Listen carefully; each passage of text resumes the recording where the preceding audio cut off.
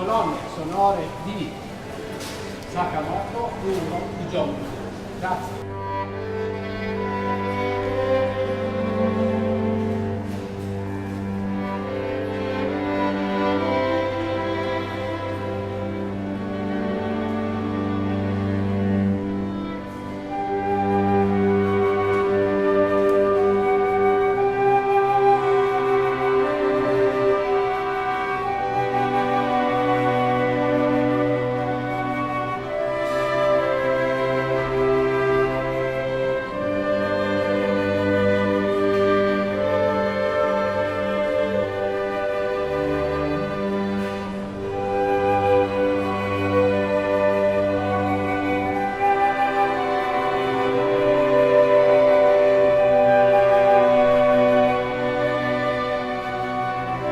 Sia un ottimo recupero del teatro e che sia anzi un'occasione per fare ancora tante di queste belle iniziative. Ho fatto la Bohème un mese fa e spero che ce ne sarà un terzo, un quarto, eccetera.